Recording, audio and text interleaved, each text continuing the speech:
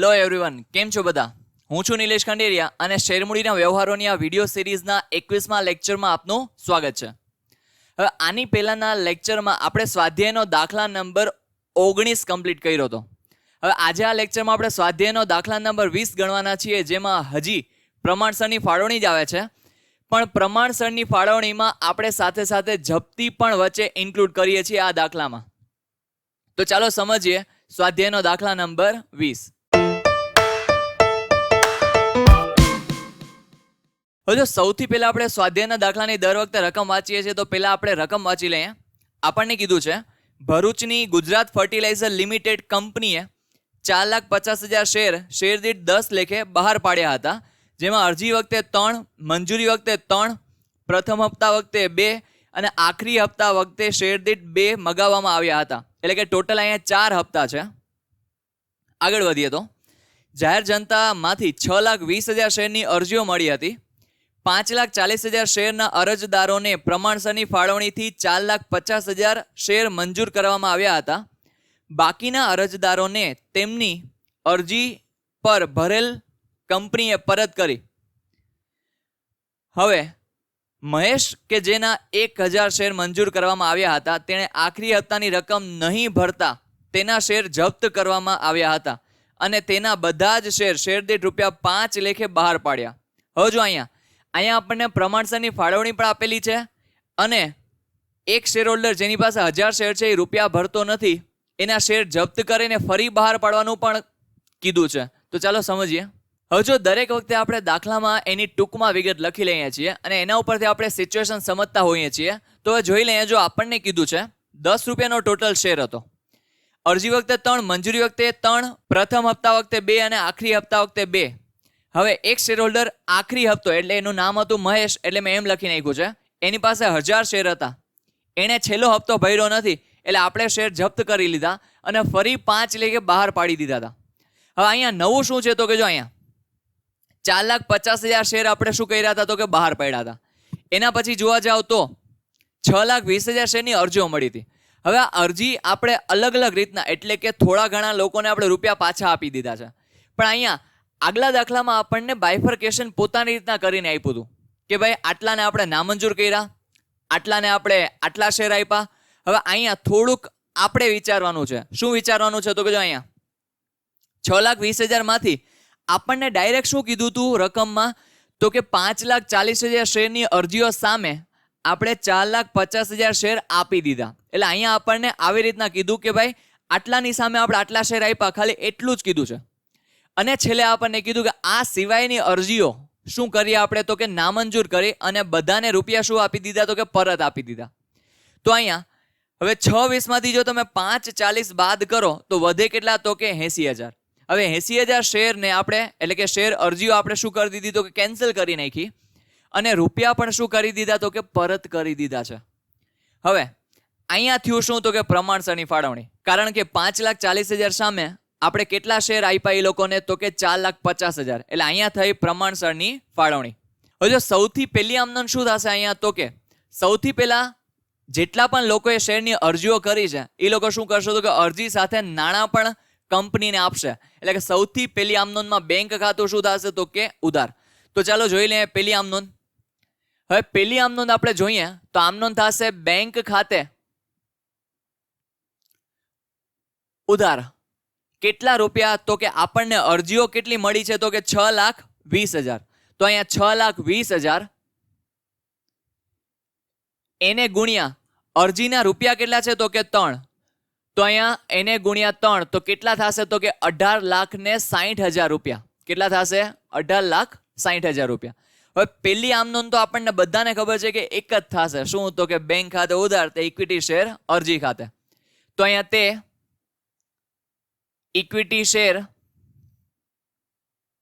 અરજી ખાતે કેટલા રૂપિયા, તો કે 18,60,000 રૂપિયા. અહીંયા આપણી થઈ ગઈ પહેલી આમનોંધ પૂરી, કે આપણને જેટલી અરજી મળી છે એટલાને અત્યારે તો આપણે ખાલી રૂપિયા લઈ લીધા છે. હવે બાયફર્કેશન બધું એની પછીની આમનોંધમાં કરશું. હવે જોઈએ તો આપણને શું કીધું છે, તો કે અહીંયા આપણને હવે આપણે ભાગલા પાડવાના છે કે ભાઈ કેટલાકના રૂપિયા આપણે પરત કરી દઈએ છીએ, કેટલાકને થોડાક ઓછા શેર આપીએ છીએ. તો એ જોઈએ તો 80,000 શેરની અરજીઓ આપણે શું કરી તો કે નામંજૂર કરી અને એના નાણાં પણ આપણે શું કરી દીધા તો કે પરત આપી દીધા. પછી 4,50,000 શેર તો આપણે આપી જ શકશું. તો પેલા આપણે જોઈએ આમ નોંધ સાથે, તો અહીંયા જોઈએ તો બીજું ઇક્વિટી શેર અરજી ખાતે શું થશે તો કે ઉધાર. હવે આપણે બધાને દર વખતે સમજીએ છીએ કે 18,60,000 શેર અહીંયા જમા થયા હતા, તો અહીંયા શું થશે તો કે ઉધાર. તો અહીંયા 18,60,000 થી આપણે ઇક્વિટી શેર અરજી ખાતું શું કરશું તો કે ઉધાર. હવે તે ઇક્વિટી શેર મૂડી ખાતે, હવે અહીંયા કેટલા રૂપિયા થશે તો કે અહીંયા તમે શેર કેટલા બહાર પાડેલા છે તો કે 4,50,000. તો અહીંયા 4,50,000 એને ગુણ્યા અરજીની રકમ કેટલી છે તો કે 3. તો અહીંયા 4,50,000 એને ગુણ્યા 3 તો કેટલા થાય તો કે 13,50,000. તો અહીંયા આપણે લખી લઈએ 13,50,000. હવે જોઈએ તો હવે હજી આપણે શું કરીએ છીએ તો કે રૂપિયા પરત પણ કરી દઈએ છીએ. કેટલા શેર અરજીઓ ઉપર તો કે 80,000 શેરની અરજીઓ પર આપણે શું કરીએ છીએ તો કે નાણાં પરત કરી દઈએ છીએ. તો અહીંયા તે બેંક ખાતે કેટલા રૂપિયા તો કે કેટલી શેરની અરજીઓ આપણે સાવ નામંજૂર એટલે કે એ લોકોને આપણે એક પણ શેર ન આપ્યો તો કે 80,000. તો અહીંયા 80,000 એને ગુણ્યા કેટલા તો કે 3 તો કેટલા થશે તો કે 2,40,000. તો અહીંયા આપણે લખી નાખ્યા 2,40,000. હવે તે ઇક્વિટી શેર મંજૂરી ખાતે, હવે અહીંયા જોવા જાઓ તો અહીંયા 5,40,000 શેરની અરજીઓ સામે તમે કેટલા શેર આપેલા છે તો કે 4,50,000. તો ડિફરન્સ કાઢો કેટલો આવે તો કે 90,000 નો ડિફરન્સ આવ્યો. તો 90,000ની અરજીઓ છે એના નાણાં આપણી પાસે અત્યારે શું છે તો કે પડ્યા છે. હવે આ શેર હોલ્ડરોને એટલે કે આ જેટલી શેરની અરજીઓ કરી છે એની સામે આપણે જેટલા શેર આપ્યા છે આ લોકોને આપણે કીધું કે તમારા 90,000ની શેરની અરજીઓના રૂપિયા અમારી પાસે અત્યારે પડ્યા છે. તો એ કે હા સર. તો હવે એ રૂપિયા છે ને અમે અત્યારે શું કરીએ તો કે જમા રાખીએ અમારી પાસે. શું રાખીએ તો કે જમા. તો કે હવે મંજૂરી વખતે જ્યારે આપણે મંજૂરીનો હપ્તો મગાવશું ત્યારે 90,000 એને ગુણ્યા અરજીના રૂપિયા આવ્યા કેટલા છે 3. તો 2,70,000 રૂપિયા અત્યારે આપણી પાસે શું રહેશે તો કે જમા રહેશે. અને આપણે કીધું કે મંજૂરી વખતે તમે 2,70,000 રૂપિયા ઓછા ભરજો. તો એ લોકો એગ્રી થઈ ગયા કે ઓકે વાંધો નહીં ચાલશે. તો હવે અહીંયા 90,000 એને ગુણ્યા કેટલા તો કે 3 કેટલા થશે તો કે 2,70,000. તો અહીંયા આપણે લખી નાખ્યા 2,70,000. સરો અહીં સુધી ક્લિયર થાય છે બધાને કે બીજી આમનોંધ મંજૂરીની આમનોંધમાં આપણે બાયફર્કેશન કર્યું. થોડાક લોકોને નાણાં પરત કરી દીધા, થોડાક લોકોને જેટલી અરજીઓ કરી તેના કરતાં ઓછા શેર આપ્યા. તો હવે આગળ વધીએ તો આપણને શું કીધું છે તો કે હવે મંજૂરીનો હપ્તો આવ્યો. હવે મંજૂરીનો હપ્તો પહેલા આપણે શું કરશું તો કે મગાવશું, એના પછી લોકો રૂપિયા ભરશે. તો અહીંયા મંજૂરી, તો પહેલા આપણે મંજૂરીનો હપ્તો મગાવી લઈએ. તો અહીંયા થશે ઇક્વિટી શેર મંજૂરી ખાતે શું થશે તો કે ઉધાર. કેટલા રૂપિયા તો કે આપણે કેટલા શેર બહાર પડ્યા છે તો કે 4,50,000. તો અહીંયા 4,50,000 એને ગુણ્યા મંજૂરીનો હપ્તો કેટલાનો છે તો કે 3 રૂપિયાનો. તો એને ગુણ્યા 3 તો કેટલા થશે તો કે 13,50,000. તો અહીંયા આપણે લખ્યા 13,50,000. તે ઇક્વિટી શેર મૂડી ખાતે કેટલા રૂપિયા તો કે 13,50,000. હવે અહીંયા આપણે મંજૂરીનો હપ્તો શું કર્યો તો કે મગાવી લીધો. હવે આપણે આગળ વધીએ તો શું થશે તો કે હવે લોકો રૂપિયા ભરે છે, એટલે કે મંજૂરીનો હપ્તો આપણે મગાવ્યો, હવે મંજૂરી ઉપર શેર હોલ્ડરો શું કરે તો કે રૂપિયા ભરે છે. ખાલી આપણને કેટલા રૂપિયા અત્યારે ઓછા મળવાના છે તો કે અહીંયા જે આપણી પાસે 90,000ની અરજીઓ વધારાની આવી ગઈ હતી, જેને આપણે કીધું હતું કે ભાઈ તમે મંજૂરી વખતે હપ્તો ઓછો ભરજો, એટલે કે આ લોકોના 2,70,000 શું છે તો કે આપણી પાસે જમા છે. 2,70,000 રૂપિયા આપણી પાસે શું છે તો કે જમા છે. તો અહીંયા આપણને અત્યારે એટલા રૂપિયા ઓછા મળશે.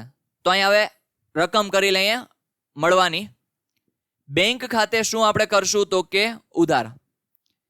કેટલા રૂપિયા તો કે તમે મગાવ્યા કેટલા તો કે 13,50,000 રૂપિયા. તો અહીંયા 13,50,000 એમાંથી આપણને કેટલા રૂપિયા ઓછા મળશે તો કે માઇનસ આપણે કરશું 2,70,000. તો અહીંયા આપણે 2,70,000 જો માઇનસ કરીએ તો અહીંયા આપણી પાસે આવશે કેટલા તો કે 10,80,000 રૂપિયા. કેટલા રૂપિયા? 10,80,000 રૂપિયા. તે ઇક્વિટી શેર મંજૂરી ખાતે કેટલા રૂપિયા તો કે 10,80,000 રૂપિયા. હવે અહીંયા આપણે મંજૂરીનો હપ્તો મળવાની આમનોંધ થઈ ગઈ પૂરી, એટલે કે મંજૂરીનો હપ્તો આપણને શું થયો તો કે મળી ગયો. હવે અહીંયા આપણે ચેક કરી લઈએ કે મંજૂરી ખાતું બંધ થઈ જાય છે કે નહીં. તો કે અહીંયા જો 13,50,000 ઉધાર કર્યા છે, અહીંયા 270 જમા કર્યા છે, અહીંયા 10,80,000 જમા કર્યા છે. તો અલ્ટિમેટલી અહીંયા મંજૂરી ખાતું શું થઈ ગયું તો કે બંધ થઈ ગયું. હવે તો આપણા માટે દાખલો જેમ નોર્મલ સિચ્યુએશનમાં હોય છે, એટલે કે પ્રમાણસર સિવાયની સિચ્યુએશનમાં જેવો હોય છે એવો જ બની ગયો તો કે હા. તો હવે આપણે સિમ્પલી શું કરશું તો કે પ્રથમ હપ્તો પહેલા મગાવશું અને પ્રથમ હપ્તા વખતે તો બધા લોકો રૂપિયા ભરી દે છે. એના પછી આખરી હપ્તાનો મગાવશું અને જેટલા લોકો રૂપિયા નથી ભરતા એના શેર જપ્ત કરી લેશું. તો ચાલો જોઈ લઈએ. હવે આપણે શું કરશું તો કે પહેલા તો પ્રથમ હપ્તો શું કરશું તો કે મગાવશું. તો આમ નોંધ કરીએ એની. પાંચમું, ઇક્વિટી શેર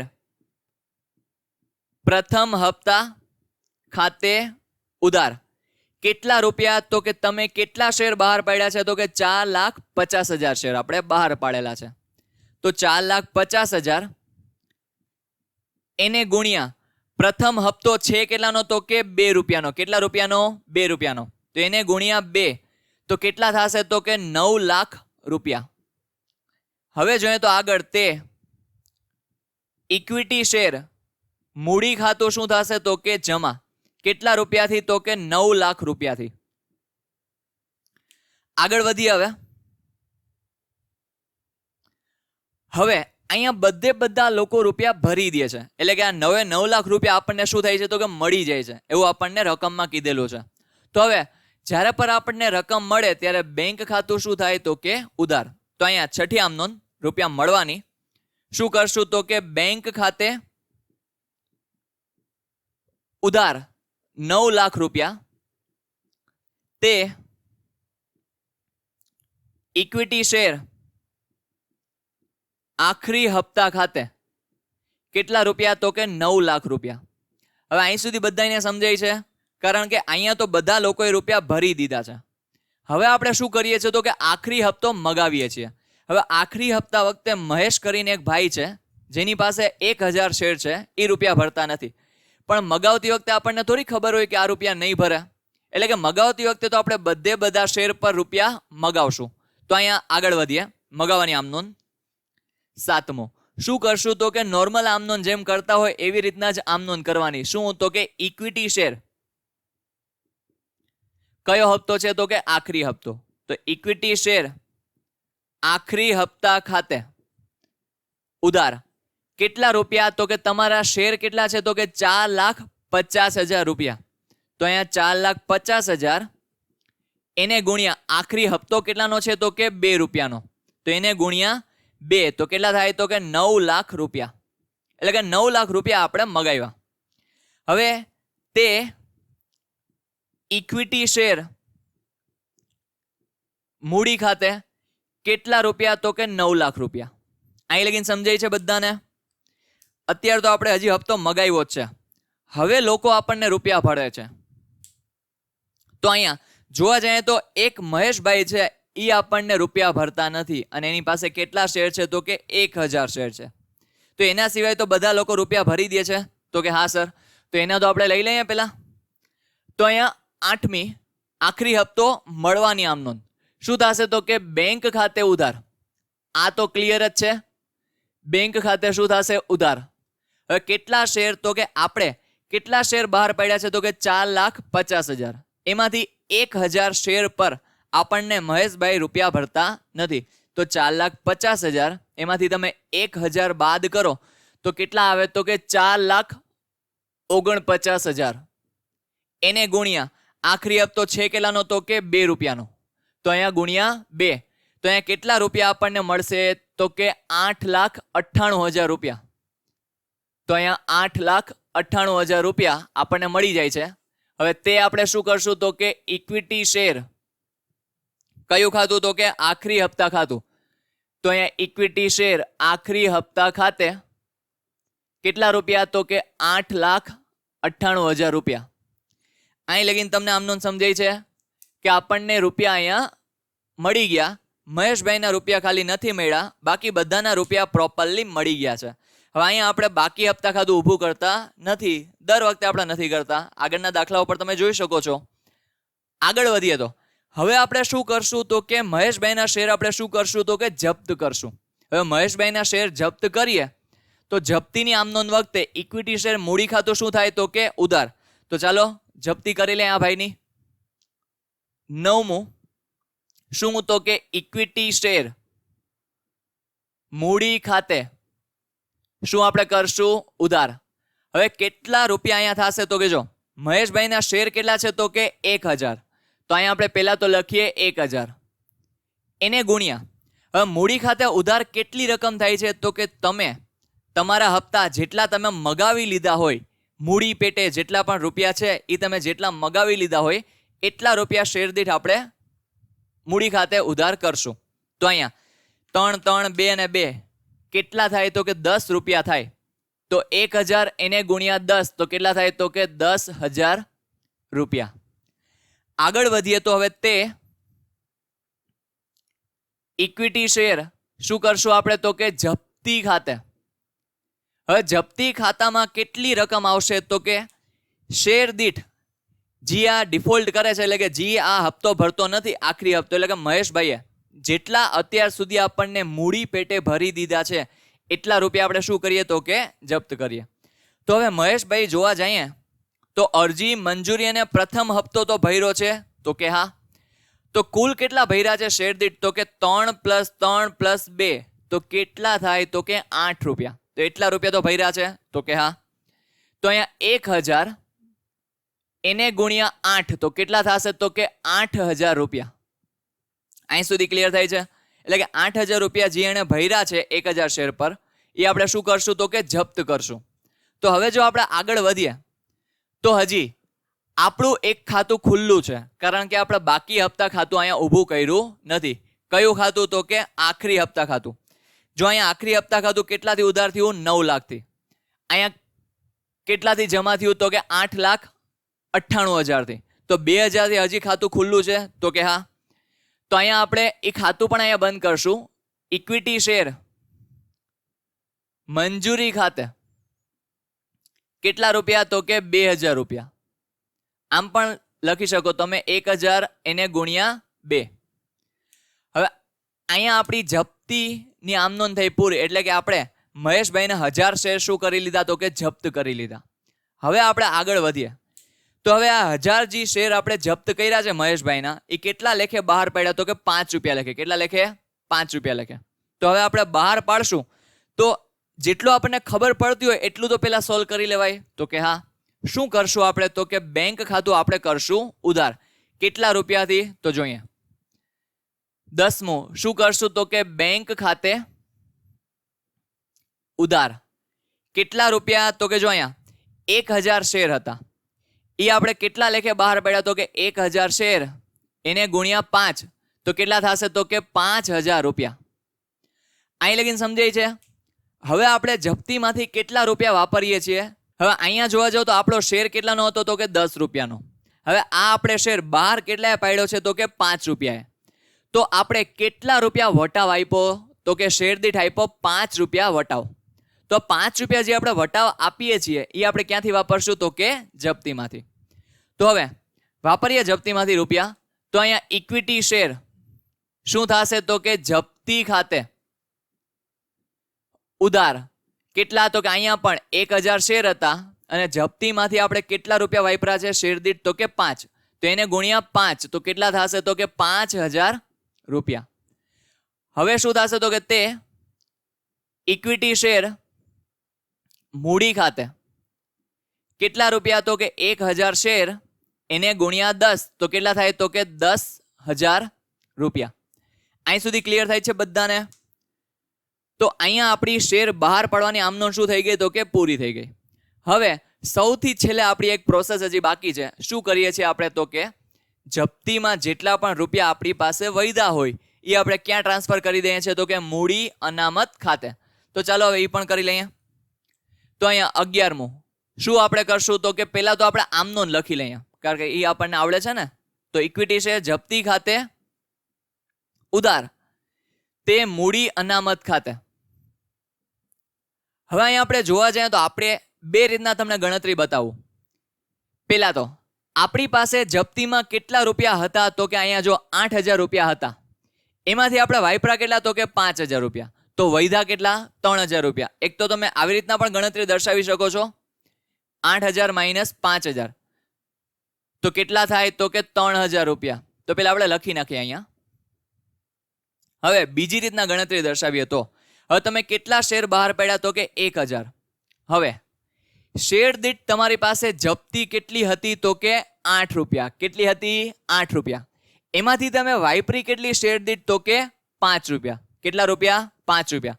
તો શેર દીઠ આપણી પાસે જપ્તીની રકમ કેટલી વધી તો કે 3 રૂપિયા. તો અહીંયા 1,000 એને ગુણ્યા 3 તો પણ કેટલા આવે તો કે 3,000 રૂપિયા. તો અહીંયા આપણો આ દાખલો થઈ ગયો પૂર્ણ. અહીંયા ખાલી થોડુંક ખાલી નવું હતું. આમ તો જોવા જાવ તો કંઈ નવું છે જ નહીં. જો તમને પ્રમાણસરની ફાળવણી આવડતું હોય તો અને જપ્તી આવડતું હોય તો. કારણ કે બે એકબીજાને કંઈ ક્રોસ તો થયા નથી.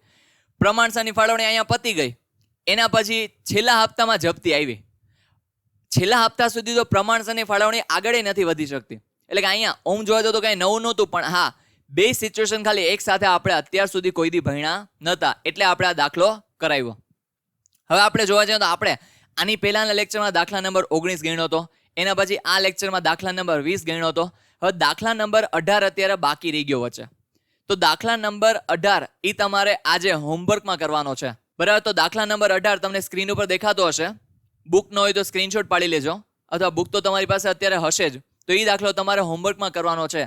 એટલે કે તમને સમજી શકો કે તમને કેટલું મગજમાં ઉતરે છે અને કેટલું આવડે છે. અને જે પણ તમને કંઈ ક્વેશ્ચન હોય તો તમને મારા નીચે તમને નંબર દેખાય છે એમાં તમે કોલ અથવા વોટ્સઅપ મેસેજ કરીને પૂછી શકો છો કાંઈ પણ ક્વેરી હોય તો.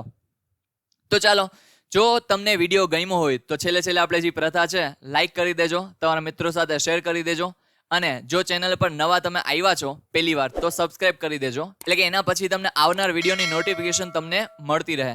તો ચાલો મળીએ નવા વિડીયોમાં નવા દાખલા સાથે. Till then take care. Bye bye.